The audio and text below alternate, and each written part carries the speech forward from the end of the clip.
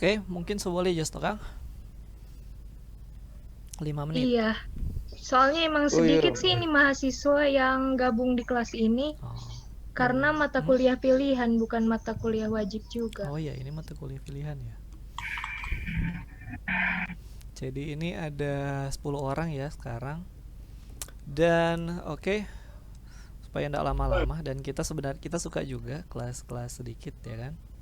Kalau DP kelas tidak banyak itu kita lebih senang. Karena kalau mau ujian penghuni itu gampang.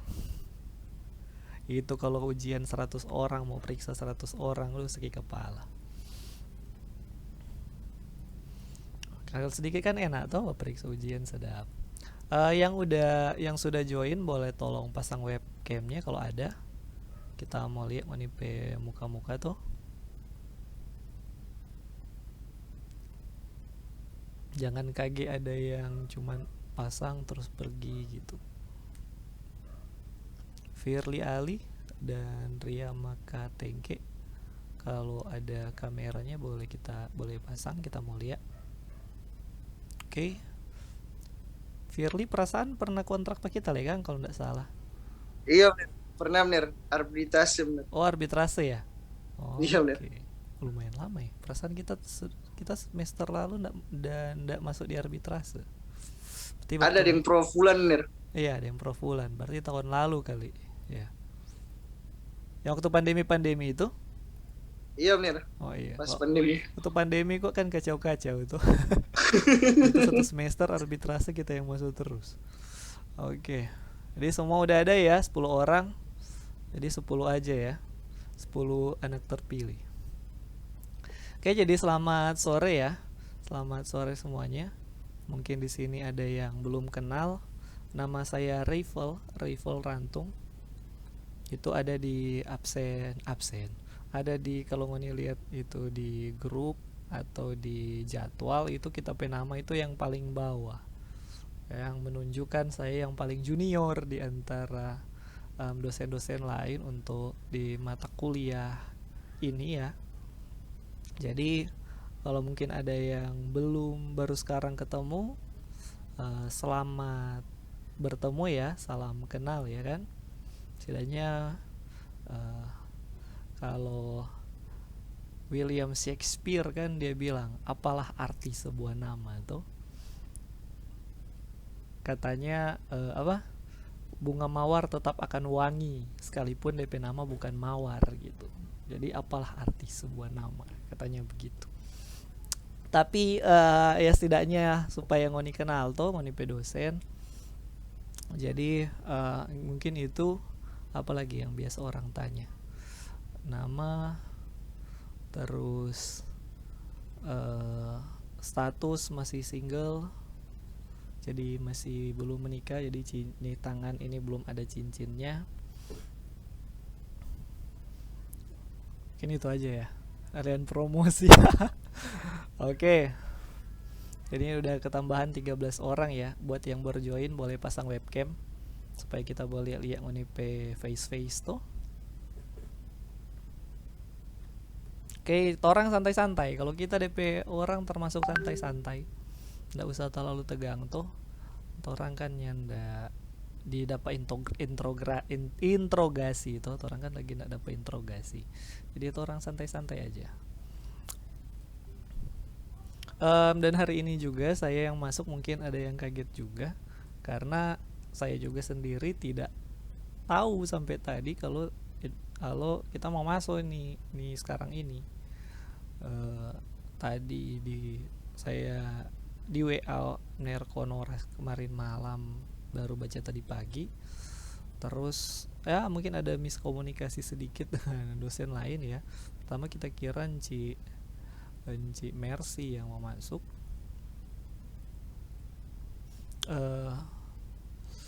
Dan tadi telepon juga sama Cik Miske. Jadi kemungkinan saya cuman mengisi saja gitu. Kita cuman mbak isi ini hari ini. Jadi kemungkinan minggu depan nanti Cik Mercy mungkin yang akan masuk.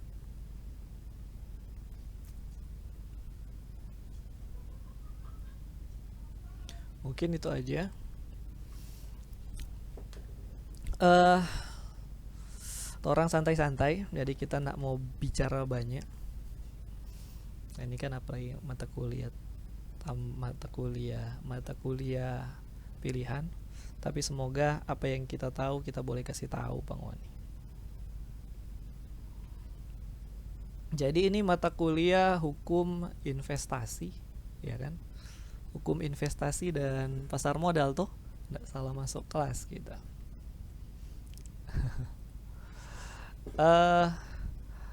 Kalau boleh tahu di sini ada nggak yang investor di pasar modal kira-kira? Ada nggak yang investor di pasar modal? Ada benar, tapi masih belajar. Ada. Oh, Anissa investor juga. Iya benar. Oh iya. Oh, luar biasa. Selain Anissa ada lagi? Trader mungkin? Di sini kan ada yang buat trading. Atau katakanlah bukan pasar modal, mungkin ada yang main forex mungkin. Enggak.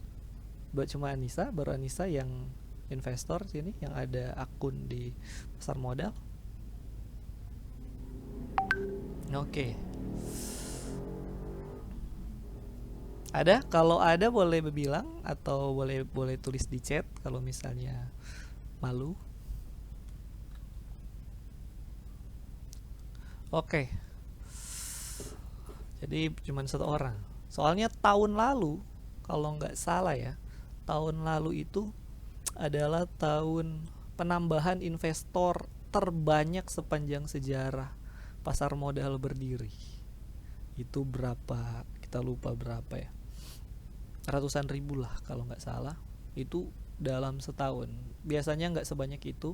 Terus waktu pada masa COVID kemarin, mungkin orang-orang mager ya cuma di rumah, terus tiba-tiba, kita boleh dapat doi banyak ini kalau di pasar modal. Dan jadilah tahun kemarin itu banyak sekali, terutama millennials ya, atau ya mungkin usia-usia kalian juga, dan banyak juga pokoknya di bawah 30 itu banyak sekali investor baru di pasar modal kemarin. Rame lah, jadi rame gitu. Makanya kita tanya, siapa tahu di sini mungkin ada juga yang investor juga di pasar modal. Kalau belum mungkin ya boleh coba belajar. Siapa tahu tertarik. Saya sendiri juga investor sebenarnya. Saya udah di pasar modal udah dari tahun 2008. Itu berarti ini 2021 ya. 13 tahun yang lalu. Langsung dapat tahu kita petua. Jadi mungkin ada yang tanya umur ya. Umur saya 31. Jadi saya investor di pasar modal 13 tahun lalu. Waktu itu kita masih semester 3 gitu. Dan sampai sekarang. Oke. Mungkin sedikit perkenalan aja ya kan. Orang santai-santai. Kita juga enggak mau bahas berat-berat. Apalagi minggu depan kan Ci juga yang akan masuk. Pokoknya kita cuman iklan hari ini. Oke. Jadi ini kan mata kuliahnya hukum investasi dan pasar modal.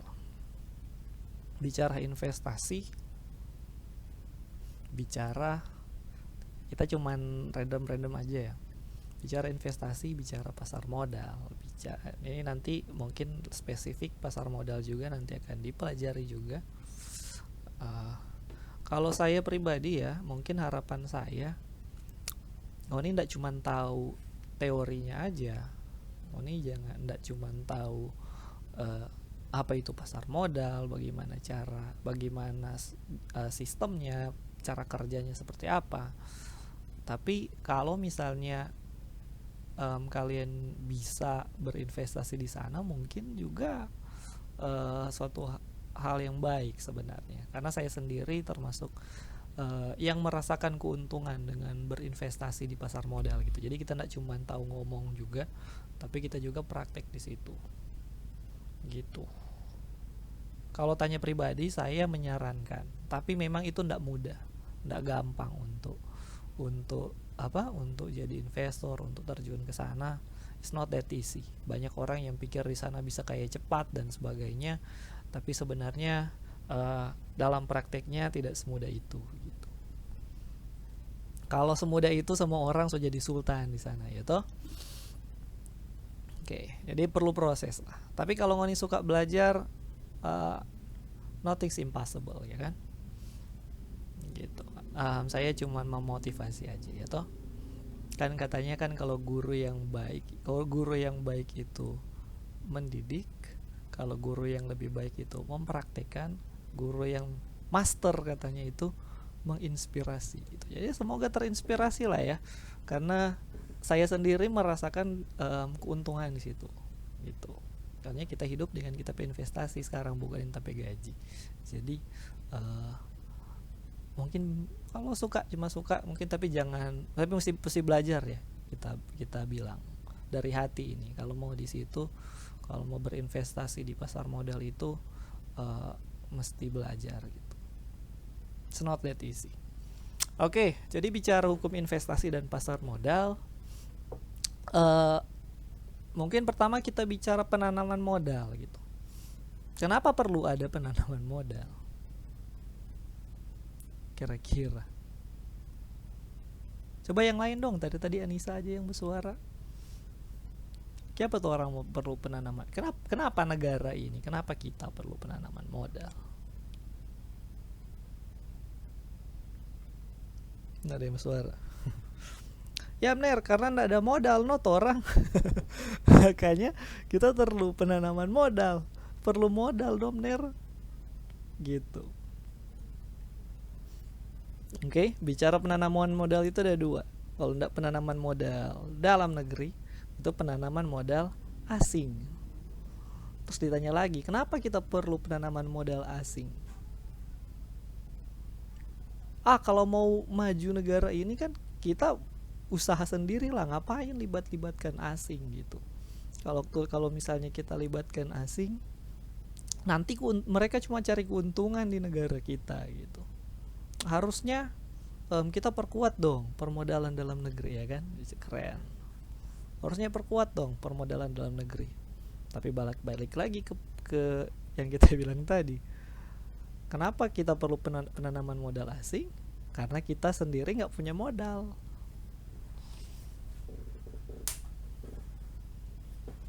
Minum dulu ya, sorry.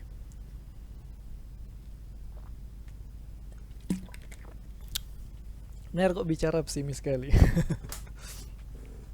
Tadi kita tanya ketua kelas kan materi apa kemarin, kalau nggak salah kita juga lihat di grup, kalian kan disuruh belajar sejarah ya toh. Belajar atau bikin tugas itu kita lupa. Coba kita lihat di grup supaya kan kita nggak salah. Minggu lalu ketua kelas bilang sekedar mengingatkan perkuliahan dalam NER memberikan tugas yaitu ringkas sejarah singkat pasar modal. Oh, sejarah pasar modal ya, bukan sejarah penanaman modal. Oh sorry, salah baca. Sejarah singkat pasar modal. Tapi nanti mungkin kita, saya pribadi mungkin cuma memberikan gambaran umum aja ya, karena sedikit tricky untuk mata kuliah ini, hukum investasi dan pasar modal. Mungkin yang kalian perlu tahu adalah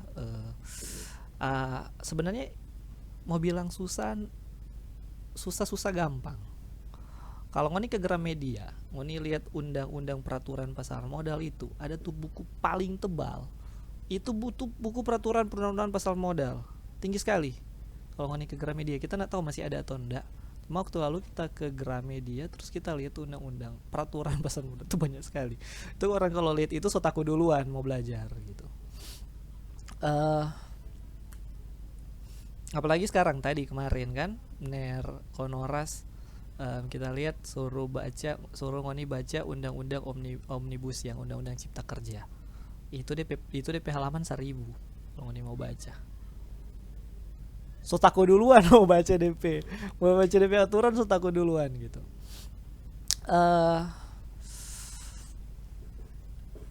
Sampai di mana tadi kita? penanaman modal asing dan penanaman modal dalam negeri. Kalau nggak salah kan kalian disuruh bikin sejarah kan, belajar sejarah sedikit. Kenapa ini penanaman modal asing ada di Indonesia gitu?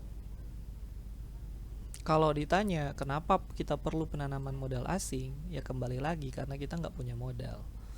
Negara kita kaya mener. No. Modal itu paling besar di luar. Permodalan itu paling besar di luar. Bukan cuma permodalan, sampai teknologi juga.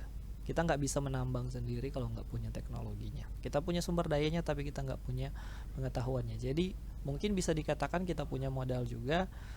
Selain kita nggak punya modal, mungkin sumber daya ilmu pengetahuan dan teknologi juga masih agak rendah gitu. Jadi kenapa kita perlu penanaman modal asing? Mungkin itu. Kalau lihat dari sejarah, sebenarnya penanaman mungkin kalau kita bicara penanaman modal asing juga, apakah negara kita perlu untuk penanaman modal asing? Saya pribadi juga bukan tipe orang, saya juga nasionalis gitu.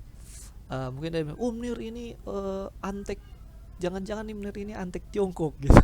No. Saya pribadi juga nasionalis lah gitu.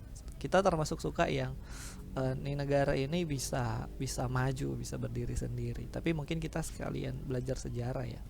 Kenapa penanaman modal asing ini penting? Karena simpelnya gini lah, kita nggak ada modal ya kan, negara asing itu ada modal.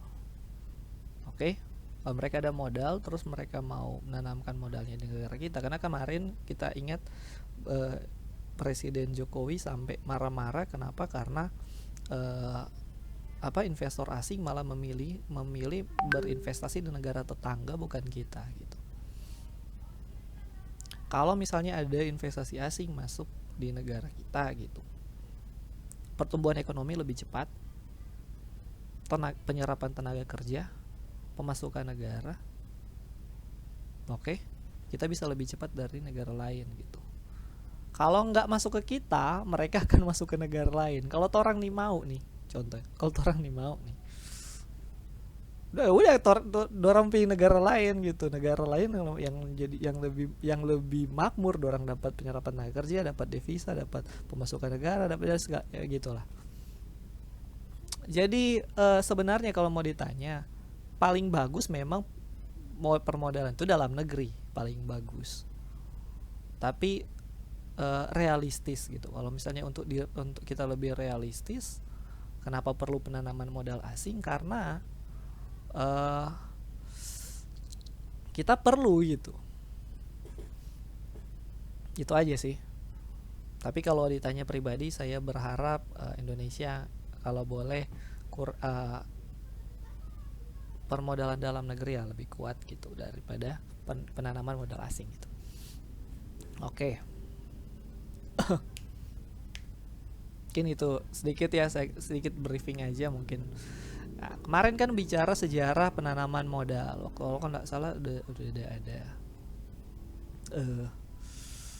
sejarah penanaman modal. Mungkin sudah dapat tugas bikin sejarah penanaman modal.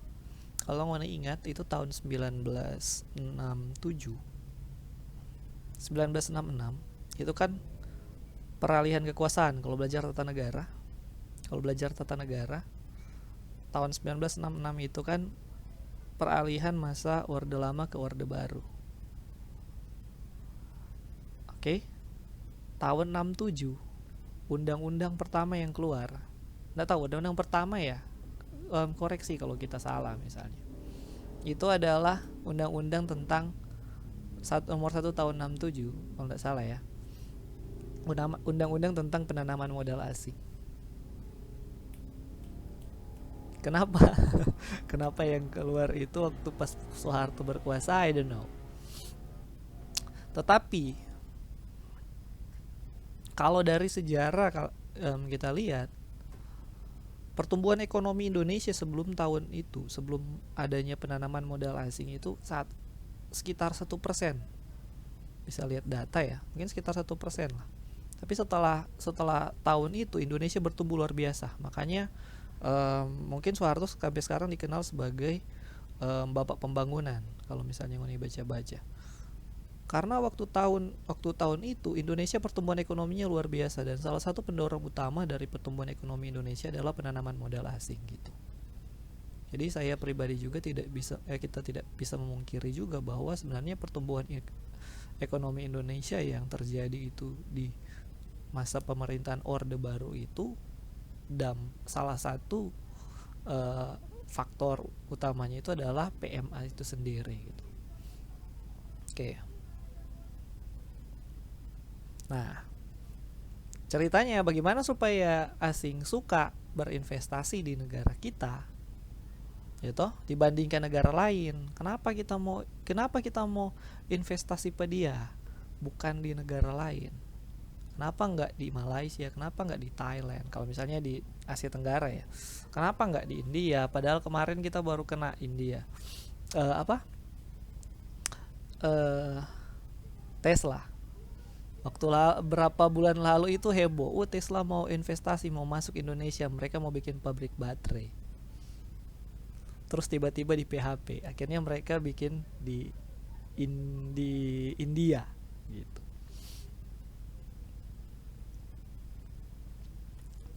Nah, kenapa mereka mesti investasi negara kita gitu? Karena pasti pertumbuhan ekonominya bagus ya kan. Negara-negara maju pertumbuhan ekonominya udah lambat. Kemudian ini yang makanya kenapa kemarin disuruh baca Omnibus Law, regulasi. Nah, negara-negara yang iklim investasinya bagus itu biasanya regulasinya itu tidak ribet untuk berusaha gitu di negara kita. Dan itu yang lagi diusahakan. Makanya salah satunya adalah pembuatan undang-undang Omnibus Law Cipta Kerja, yang mana tujuannya itu untuk memangkas birokrasi lah, untuk untuk memudahkan lah, mempersimpel, memudahkan lah untuk investasi sebenarnya. Cuman ya, kembali lagi itu kan agak pro kontra juga, karena waktu undang-undang itu dibahas itu rame sekali. Sekarang undang-undangnya udah disahkan, silakan dibaca. Kalau misalnya ada yang kurang berkenan, jalur hukumnya bisa digugat di Mahkamah Konstitusi. Ya mungkin itu aja secara jalur hukumnya ya toh. Oke. Apalagi yang kita mau bicara hari ini ya?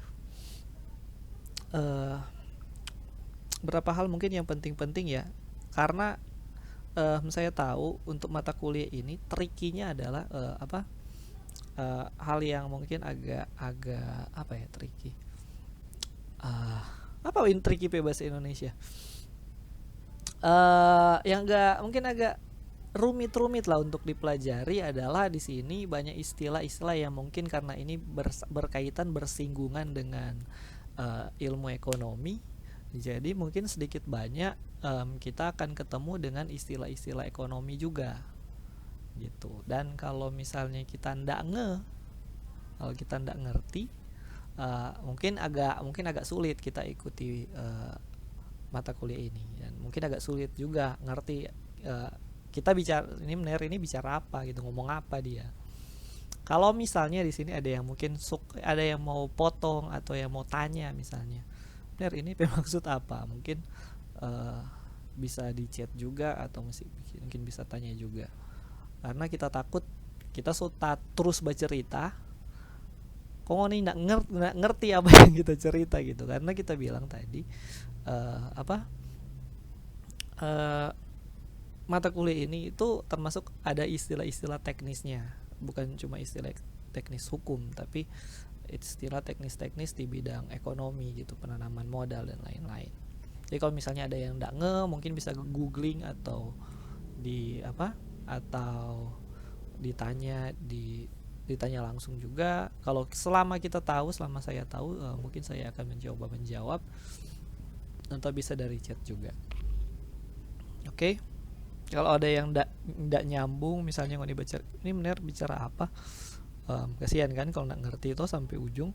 Nah, mungkin saya hari ini mungkin lebih ke saya mau jelaskan mungkin secara umum aja ya, supaya minimal secara garis besarnya kita tahu gimana ini penanaman modal ini seperti apa, dan bagaimana pasar modal itu kerjanya itu gimana sih, nah, apa sih ini pasar modal gitu. Walaupun mungkin sekarang materinya mungkin masih lebih di penanaman modal, belum spesifik ke pasar modal, tapi mungkin saya bisa berikan sedikit sneak peek lah, mungkin sedikit pendahuluan lah kali, kisi-kisi lah bagaimana kita mau ke depan nanti, seperti apa gambarannya.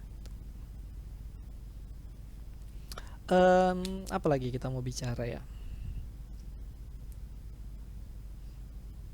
Pasar modal mungkin belum ke sana. Penanaman modal sudah. Bicara apa ya? Sekarang ada lembaga baru. Kemarin kan disuruh baca Undang-Undang Omnibus Law. Sebelum jangan ke lembaga baru, nanti sedikit Jo. Mungkin kita bahas bank sentral aja dulu ya, karena itu bank sentral dia nanti turun di lembaga pengawas. Bank sentral seluruh hukum perbankan toh ini toh, hukum perbankan sudah toh, sudah belum, ya udah. Bank sentral itu dia punya tugas dan tugas fungsi ya 3. Pertama, kebijakan moneter. Kemudian kedua, sistem pembayaran, mengatur kebijakan moneter, mengatur sistem pembayaran. Ketiga, mengawasi perbankan.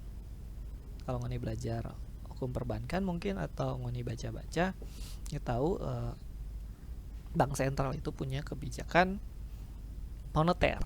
Kalau kita mungkin saya pribadi ini apa nih kebijakan moneter? Aduh, panjang lagi kita mau cerita ini. Dari mana ini ya? Negara mau atur depo duit itu ada 2. Ini orang ekonomi istilah ini. Ada kebijakan fiskal, ada kebijakan moneter. Oke. Kalau rupa di negara Eropa misalnya, dorang sonda negara Uni yang tergabung dalam Uni Eropa, dorang sekarang yang ada kebijakan moneter, nggak bisa bikin kebijakan moneter lagi, karena bank sentralnya itu udah digabung di Uni Eropa gitu. Mereka tinggal bisa lakukan kebijakan fiskal.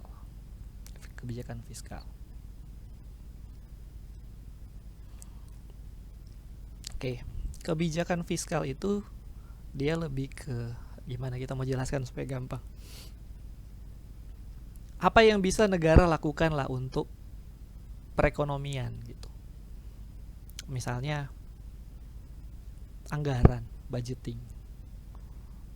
Aduh, ini ekonomi lagi turun nih. Kalau begitu orang berhemat misalnya. Aduh, lagi corona, lagi krisis, lagi corona nih. Kebijakan fiskalnya apa?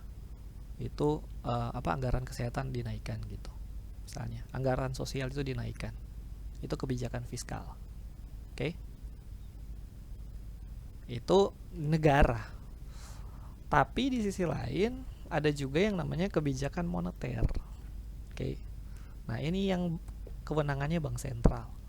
Kebijakan moneter. Setiap bulan itu bank sentral BI itu mengeluarkan, misalnya kita contoh yang kebijakan moneter itu seperti apa, benar? BI rate. Tapi istilah lagi. Suku bunga acuan, itu namanya BI rate, suku bunga acuan. Nah, itu akan mempengaruhi suku bunga turun. Itu pengaruh di ekonomi gitu. Simpelnya gini, suku bunga turun, kalau bunga bank turun apa money backing? Kredit bank, lebih banyak orang ambil kredit di bank. Karena apa? Di bunga rendah, yaitu Kalau bunga rendah lebih banyak orang berkredit, lebih banyak orang usaha, ekonomi naik. Tapi ini dampak ekonomi. Tapi di sisi lain kalau suku bunga rendah biasanya ujung-ujungnya ke inflasi lebih tinggi kalau misalnya suku bunga rendah.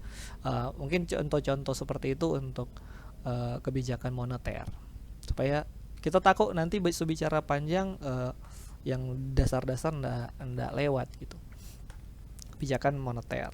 Kemudian kedua, tugas BI juga kayaknya kan kebijakan moneter tadi, contoh yang tadi, atau bisa juga mengatur peredaran uang ya, pencetak uang, mengatur cadangan devisa dan sebagainya. Nilai tukar ya, mengawasi nilai tukar. Jadi kalau misalnya nilai tukar itu lagi anjlok, itu biasa itu kalau ya orang perbankan tahu lah, itu ada intervensi dari BI itu. Makanya untuk supaya nilai rupiah itu ndak anjlok, ada intervensi lah dari bank sentral, biasanya seperti itu. Oke. Nah, saya mungkin spesifik bicara ke kewenangan BI yang ketiga. Tadi kan pembayaran juga, mengatur sistem pembayaran mungkin skip lah, kita tidak perlu itu. Yang ketiga adalah pengawasan bank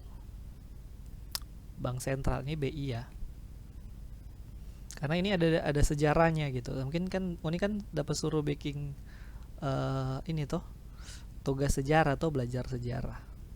Nah, anggaplah kita baca cerita kita baca cerita juga ini. Bank sentral salah satu tugasnya itu adalah, kita mungkin sering begini karena kita pakai jam mati tapi monitor.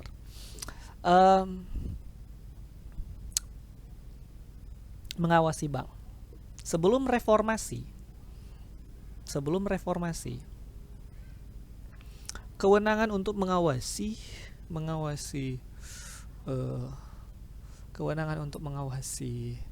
lembaga keuangan itu ada di BI. Belum ada lembaga pengawas. Kemudian ada satu lembaga yang namanya Bapepam. Kalau lihat mungkin ada studi bahan ajar kita lihat, ada Bapepam. Itu namanya Bapepam itu kepanjangannya Badan Pengawas Pasar Modal. Jadi mereka tugasnya itu mengawasi pasar modal. Kita selalu lupa, Bapepam kayaknya sebelum reformasi gitu, tapi kita mungkin sejarah ya, ini kita bicara sejarah sedikit. Kemudian Bapepam ini berubah namanya lagi jadi Bapepam LK. Oke. Jadi pertama namanya Bapepam, terus jadi Bapepam LK. Nah, kewenangannya Bapepam ini ditambah. Jadi selain mengawasi selain mengawasi pasar modal, ya kan tadi Bapepam itu kan badan pengawas pasar modal. Di selain mengawas pasar modal, Bapepam ini juga mengawasi LK. Apa itu LK? Lembaga keuangan. Ya toh? Ya betul, tidak salah kita, enggak LK. Lord Knight. Mana LK, lembaga keuangan. Nah, Bapepam ini sebelumnya mereka mengawasi pasar modal aja. Kemudian di tahun berapa saya lupa, jadi Bapepam LK. Jadi Bapepam ini mengawasi lembaga keuangan berikutnya. Yang notabene kalau bicara lembaga keuangan itu ada apa lembaga keuangan? Ada yang tahu lembaga keuangan Indonesia dibagi jadi, gampang sekali ini, perbankan. Lembaga keuangan Indonesia itu cuma dua. Lembaga keuangan apa? Lembaga keuangan serikat dan federal. Negara keuangan apa? Kapitalis dan sosialis. Bank, lembaga keuangan bank dan juga bukan bank. Itu dia Anissa. Ini pantas ini investor. Lembaga keuangan lembaga keuangan bank kedua lembaga keuangan non bank. Oke. Kalau bank itu mungkin jelas ya, bank itu apa? Jelas ya, mungkin semua orang tahu bank ya. Lembaga keuangan yang menghimpun dana masyarakat dan menyalurkannya dalam bentuk yang lain ya. Oh, bicara pengertian atau ngoni bisa lihat dengan mata kepala sendiri bank itu seperti apa. Oke. Habis bank, selain bank itu ada lembaga keuangan non bank. Oke. Misalnya pasar modal itu lembaga keuangan non bank. Misalnya apa lagi? Koperasi. Koperasi itu lembaga keuangan non bank. Ada asuransi, ada pegadaian, ada apa lagi? Finance dan sebagainya dan sebagainya. Itu masuk di lembaga keuangan non bank. Nah, Bapepam LK ini selain pasar modal, jadi mereka juga mengawasi LK ini, lembaga keuangan. Sebenarnya sebelum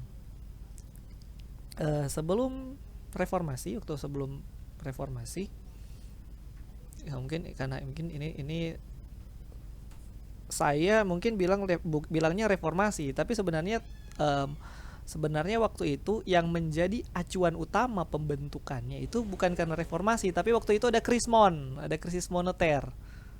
Ini mungkin belum lahir ya, kita selahir setua.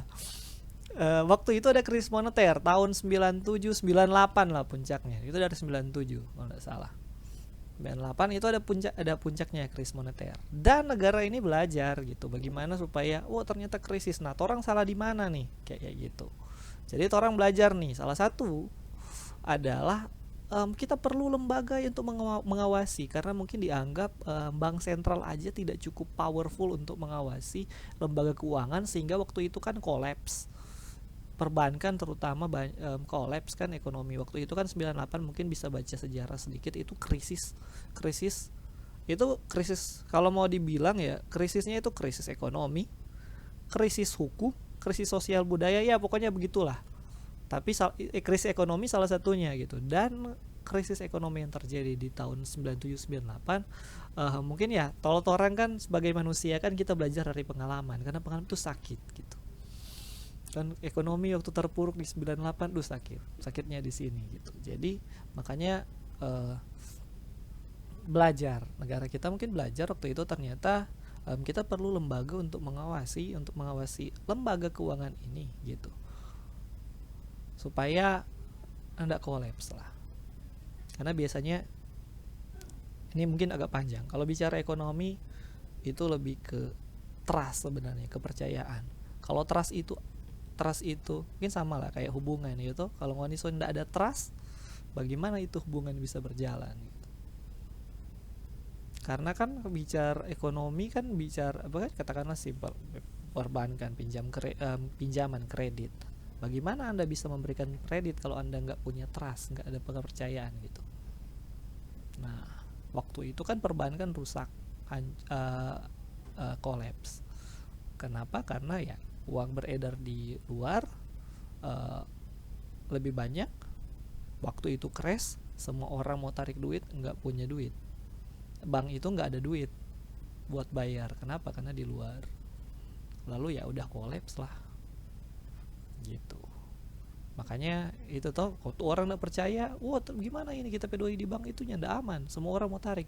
Kalau udah semua orang mau tarik duit di bank sekarang, bank itu nggak punya duit sejujurnya, karena sebagian besar itu disalurkan dalam bentuk yang lain, kredit dan sebagainya gitu.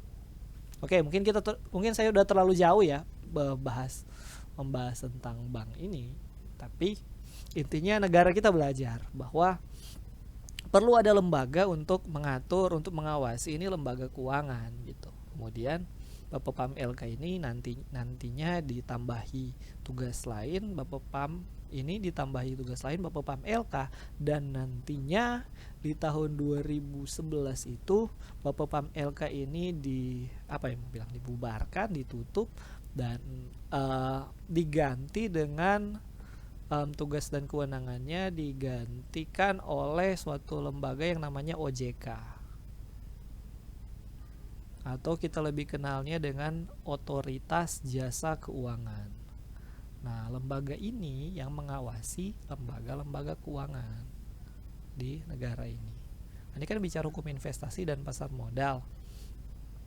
Kalau ditanya tadi kenapa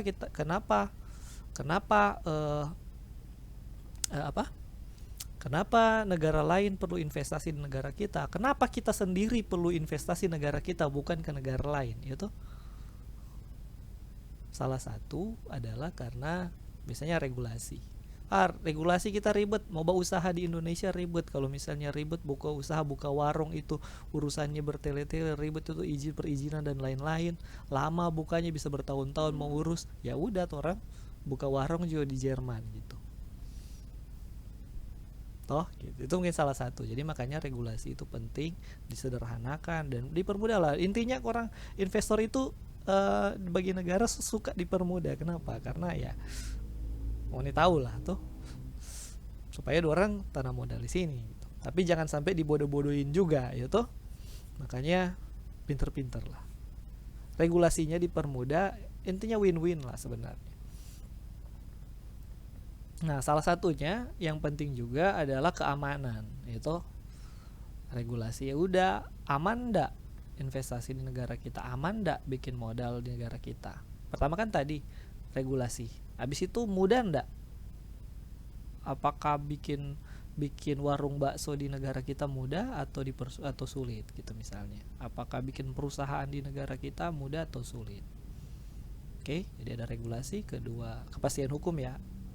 I talk about kepastian hukum, kemudian regulasi, dan yang ketiga adalah keamanan. Jadi aman enggak? Tapi dana aman enggak? Makanya salah satu adalah adanya lembaga pengawas. Supaya apa? Nggak ada nih investasi-investasi bodong istilahnya. Nggak ada nih investasi-investasi bodong lah. Makanya ada OJK. Kalau nggak salah ya. Tapi walaupun ada OJK, kita tahu tetap ada nih investasi bodong. Kok ini kok 100% per bulan, bagaimana benernya nggak mau ikut? Iya. Gitu. Oh, per bulan pertama dapat bener. Gitu. Akhirnya kan bulan ketiga, keempat, kelima menghilang gitu. Nah, makanya itu perlu ada OJK. Ini mengawasi. Makanya biasanya kan mereka mengawasi. Oh, ini investasi bodong itu kalau Oni lihat itu mereka suka rilis ini yang izinnya atau dan sebagainya. Jadi patokan lah buat masyarakat untuk berinvestasi gitu. Kayak seperti itu. Jadi ini ada sejarah terbentuknya. Dan sebenarnya kewenangan ini dulu itu milik Bank Sentral. Tapi kemudian dilimpahkan ke lembaga yang lain gitu untuk mempermudah. Tapi kalau dibicarakan OJK ini salah satu tugasnya adalah mengawasi bank. Tapi kan tadi benar di awal disebutkan Bank Sentral salah satu tujuannya itu mengawasi bank, ya kan? Nah, makanya untuk di negara ini ya itu pengawasan bank itu tetap ada di Bank Sentral, tapi mereka juga bekerja sama dengan OJK gitu. Oke ya, jadi ini untuk lembaga pengawas kan bicara investasi, apalagi bicara investasi pasar modal, bicara hukum juga. Jadi kita harus tahu lah kalau misalnya ini ada lembaga untuk mengawasi pasar modal. Oke. Sampai sini ada yang mau tanya? Sobat Gabu? Ada yang mau tanya? Sobat Gabu kita. Kalau ada yang enggak mengerti boleh bilang, karena kita bilang tadi ini banyak istilah teknis. Kita takut kita sobat cerita banyak. Kong aduh apa nih? Dia bilang apa ini BI rate apalah itu. Nih sobat cerita BI rate orangnya enggak mengerti kesian kayak gitu. Nantilah kalau ngonisuk menjadi pengusaha berikut tuh pasti tahu lah. Oke. Lanjut. Tadi kan saya bicara yang OJK ini kan untuk pengawasan dalam negeri ya, penanaman modal dalam negeri. Baru soalnya ini barang baru. Ini barang baru. Bulan lalu kalau nggak salah ya, bulan lalu ya. Ini kan Maret. Itu ada lembaga relatif baru di Indonesia. Itu kalau mau dibaca di undang-undang Omnibus, itu undang-undang Cipta Kerja, itu ada di pasal 165 atau apa kita lupa. Kemudian PP-nya keluar dan sekarang itu pengurusnya itu udah dilantik. Itu ada lembaga baru namanya LPI, sorry. Coba kita googling sedikit. LPI.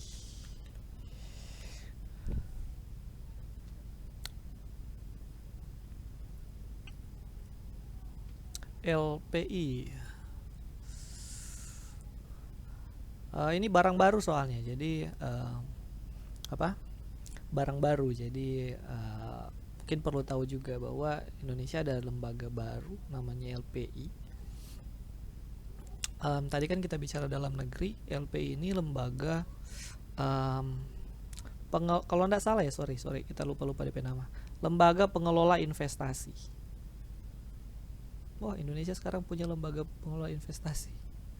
Itu istilah Indonesianya. Kalau orang luar, beberapa waktu lalu saya pribadi sempat excited ya, sempat kayak tertarik gitu lihat ini undang-undang ini keren kalau Indonesia punya ini. Beberapa waktu lalu kita ingat sempat ada gosip kan Indonesia akan punya SWF, Sovereign Wealth Fund gitu. Itu kalau ada keren soalnya, kalau menurut kita pribadi.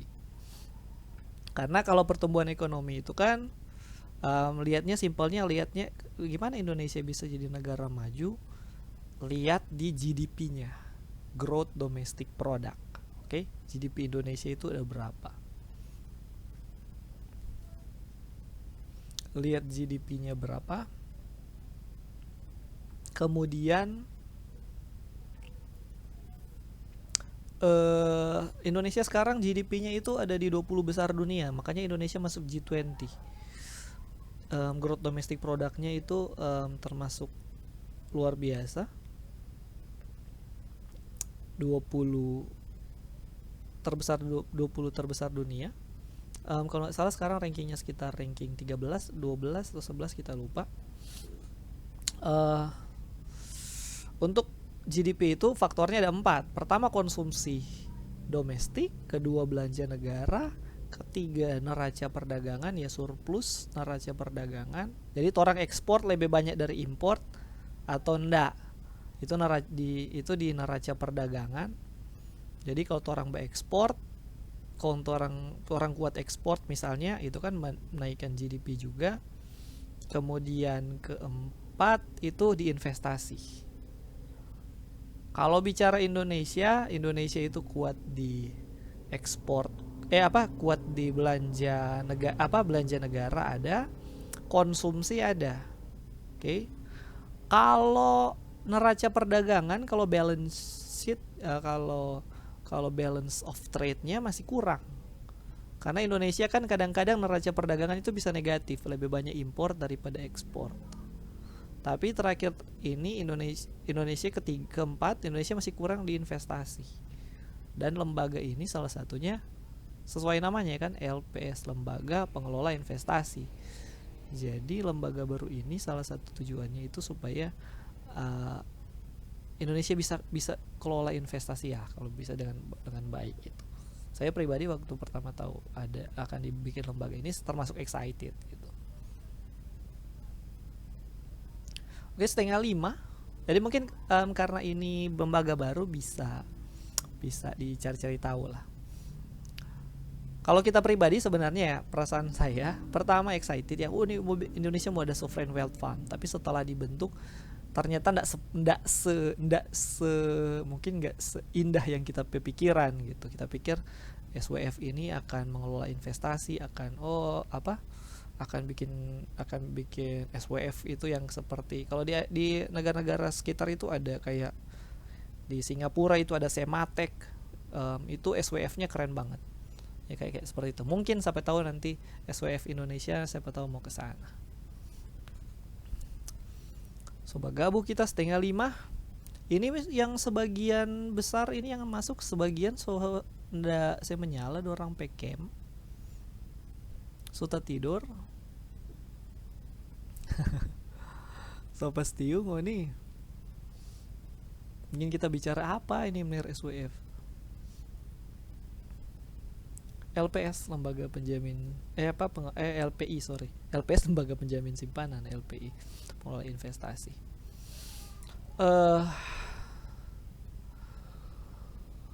Mungkin kita agak cepat ya sore karena banyak ini di otak ini banyak sekali mau bicara sampai waktu terbatas dan kesempatan dan waktu terbatas. Kalau ngoni suka kita mesti bilang semua ini 1 tahun habis. Jadi dipilih-pilih mana yang mungkin ya yang bisa lah cepat-cepat kita kasih. Karena ini masuk di hukum investasi mata kuliah ya. Mungkin terakhir juga dari kita. Ini kan hukum investasi dan pasar modal. Oke. Pelan-pelan. Sekarang kita tarik nafas pelan-pelan. Apa itu pasar modal? Ya toh ini kan mata kuliah hukum investasi dan pasar modal.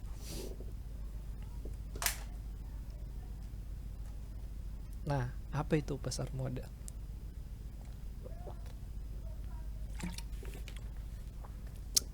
Dipikirkan dulu baik-baik, direnungkan dulu. Mungkin kalau ada yang belum tahu ya, ini atau baru sekarang dengar ini barang dari mana gitu. Apa itu pasar modal? Kita kasih waktu 1 menit 30 detik pasar modal. Oke? Ini kan hukum investasi dan pasar modal. Bagaimana tuh orang mau belajar pasar modal kalau tuh orang nggak tahu itu pasar modal apa? Oke, kita jelaskan bodoh-bodoh ini. Jelaskan gampang-gampang supaya nggak terlalu ribet tompe hidup so ribet kong tong persulit itu. Kita coba jelaskan gampang-gampang. Pasar modal. Bener baru DP nama juga pasar modal. Oke.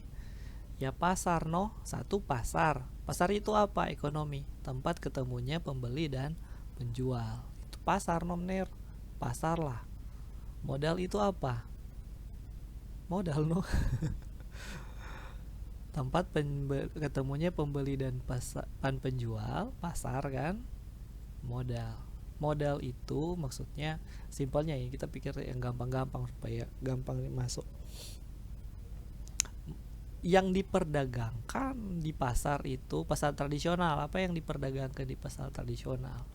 Ubi kayu misalnya, ubi kayu pisang, daging, ikan gitu, tomat, rica, itu yang diperdagangkan di pasar tradisional. Oke. Kalau pasar modal, apa yang diperdagangkan di pasar modal? Yang tadi itu modal. Wis modal bener dari mana? Bagaimana modal diperdagangkan? Bagaimana caranya modal diperdagangkan? Kalau pasar tradisional orang jual ubi kayu, orang jual sayur, orang jual kangkong. Kalau di pasar modal mah kok bagaimana caranya modal diperdagangkan? Apa yang diperdagangkan di pasar modal? Katakanlah, siapa itu masih contoh ini? Andika Batukan, ya kan? Andika mau bikin perusahaan bakso misalnya. Bakso 10 cabang gitu. Di Samrat, di Teling, di Tuminting 10 gitu. Oke. Ini omset so bagus ini. Terus bakso Andika ini mau ekspansi usaha gitu. Misalkan orang kan kalau ada usaha kan mau ekspansi, ya toh? Orang kalau ekspansi lagi apa benar tuh ekspansi? Mau kembangkan tuh usaha, mau lebih besar dong nih usaha. Itu orang kan semua mau tompe usaha lebih besar. Nah, ketika orang mau lebih besar DP usaha, oke? Ini Andika pe cabang 10. PT Bakso Andika. So 10 ini DP modal. DP cabang. Bagaimana supaya torang pe usaha lebih besar? Torang tambah lah dia punya cabang, ya toh DP simpel contoh ya. Torang tambah lah DP cabang. Oke. Nah, kalau torang mau tambah DP cabang gitu misalnya, torang mau besar nih usaha, so besar cepat ini, so bagus ini, semua orang so kenal ini. Sayang kalau torang nak manfaatkan di momentum. Torang mesti perlu modal ini. Mesti buka cabang. Bagaimana cara mau buka cabang? Torang perlu modal. Oke. Modal buka cabang, kalau misalnya ngoni berusaha, ambil dari mana? Paling aman, paling gampang, ambil dari keuntungan, ya toh. Ngoni udah untung sebagian, katakanlah ngoni udah untung, ngoni buka leno DP ini dan gitu. Yang simpel-simpel toh.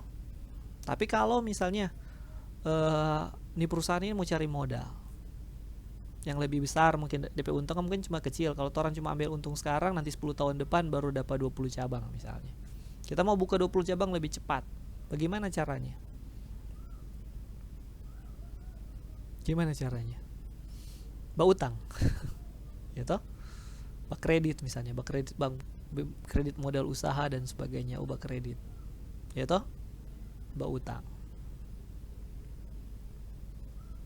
Cuman kita nggak mau Ner, kalau misalnya kita usaha ini udah utang gitu. Kita nggak mau. Bagaimana supaya ngoni dapat modal tanpa utang?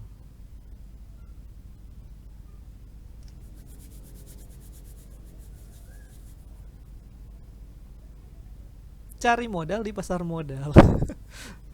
Gimana cara cari modal di pasar modal gitu? Kalau utang nggak mau toh, contoh, nggak mau utang. Ngoni nih PT Andika ini dia menjual dia punya kepemilikan saham gitu. Kayak dia bikin saham baru. Oke, kalau bikin saham baru otomatis kan saham lama itu terdelusi dia punya nilai. Aduh, delusi apa lemner? Berkurang DP ke persentase kepemilikan. Katakanlah sebelumnya Andika punya 10% gitu. Tapi dia mau jual, dia bikin 20% saham baru, otomatis Andika punya kepemilikan berkurang. Oke. Yang baru ini apa?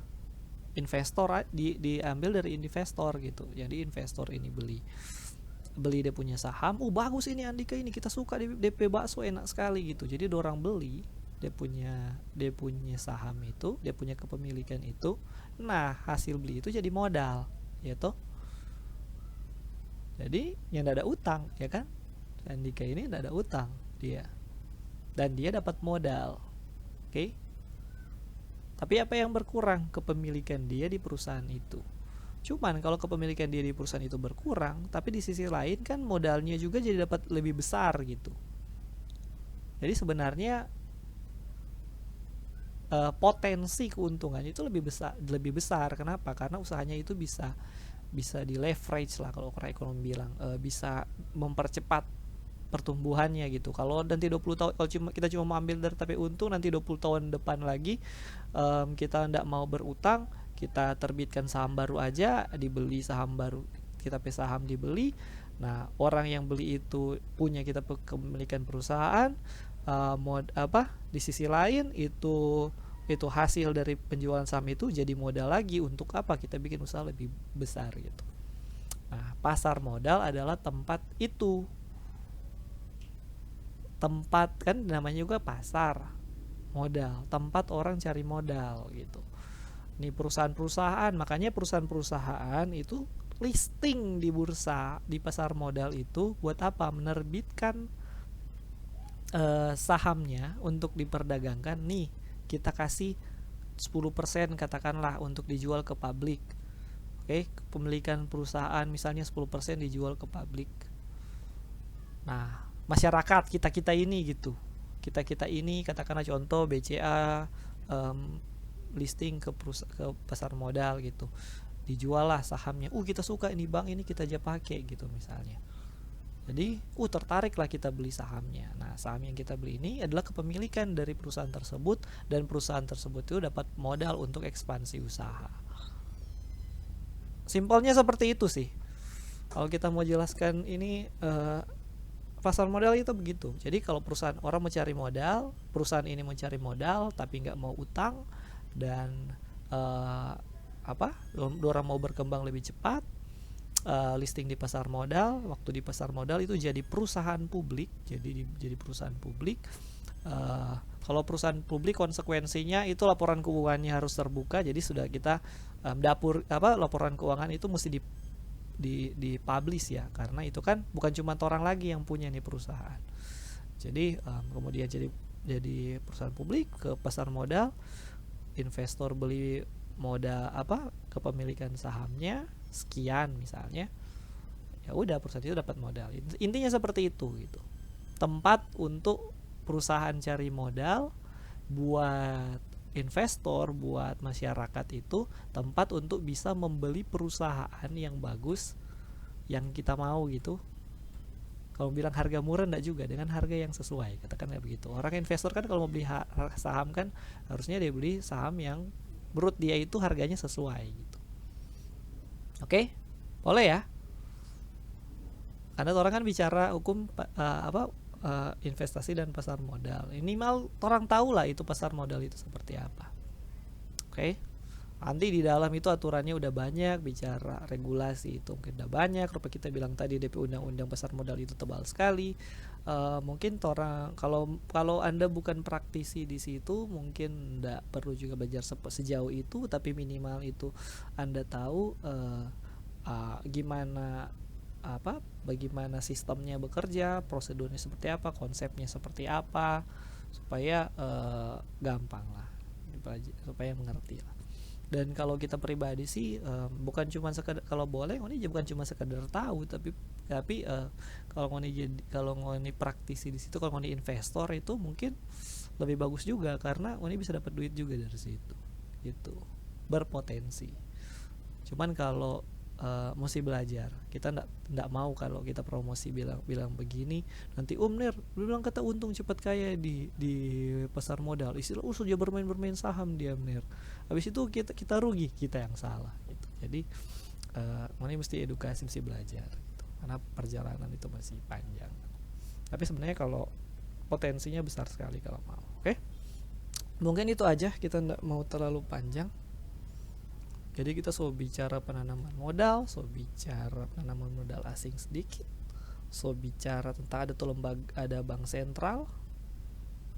Kenapa kita perlu bahas bank sentral? Karena nanti turunannya sampai di OJK gitu. Kemudian ada pasar modal juga, mungkin sudah sedikit dibahas. Nanti mungkin teknis lebih lanjut tentang pasar modal mungkin di pertemuan selanjutnya. Kemudian penanaman modal juga mungkin pantengin aja ini undang-undang yang baru tentang cipta kerja, dan kemungkinan Omnibus Law itu bukan cuma cipta kerja, tapi kalau nggak salah target pemerintah Jokowi mau itu ada Omnibus Law itu tentang tadi satu cipta kerja, terus ada perpajakan juga kalau nggak salah, dan apa satu kita lupa.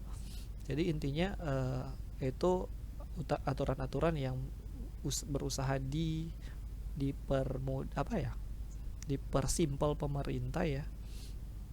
Itu di cipta kerja kan itu luas sekali, itu pasal 1000 itu 1000 pasal gabungan dari banyak undang-undang. Itu dia bahas banyak. Mungkin kita mau bahas di sini mungkin sudah tidak cukup waktunya. Mungkin ada yang mau bertanya silakan. Mungkin sebelum kita tutup aja, ada yang mau bertanya, kita lihat soba gabu dari tadi kan masuk juga di kelas lain. Ada yang mau bertanya? Jangan tanya Nir beli saham apa ya. Di sini ada yang investor, tadi kan baru sedikit. Di sini ada yang investor di pasar modal selain Anissa? Enggak ada. Oke. Kan kalau misalnya ngomongin investor kan mungkin lebih gampang belajar ini kan investasi dan pasar modal mungkin, walaupun ya yang diajarkan bukan fundamental analisa, bukan analisa teknikal, tapi lebih ke pendekatan hukumnya gitu. Ada yang bertanya? Enggak. Kalau enggak, ya udah. Terima kasih banyak ya buat semuanya. Ini total ini ada 16 orang. Nanti kita minta tolong ya, Anissa biasanya kan ngan atau yang absen Akang. Nanti Anissa tolong bantu untuk absennya. Kemudian kemungkinan minggu depan itu juga Cik Mercy akan masuk ya. Kita cuma mengisi aja. Saya juga kaget tiba-tiba dikasih tahu mau masuk. Cuman ya udahlah, kita kan sebagai dosen junior toh dengar-dengaran toh. Jadi itulah, kalau ndak ada pertanyaan lagi, sampai ketemu mungkin kalau ada kesempatan lain ya. Sampai ketemu lagi. Terima kasih banyak. Terima kasih Mener. Sebelumnya ini teman-teman dan kakak-kakak semuanya boleh mengaktifkan kamera. Soalnya mau screenshot.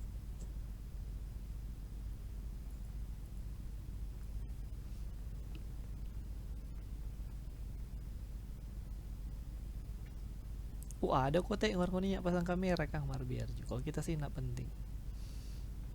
Nggak penting. 1, 2, Kok masih 3. gagal ini. Oke, terima kasih semuanya. Makasih Mener, sehat selalu. Iya, makasih Anissa. Makasih, Mener. Makasih. Anissa ada 2 kok teh Kang. Harus sadar.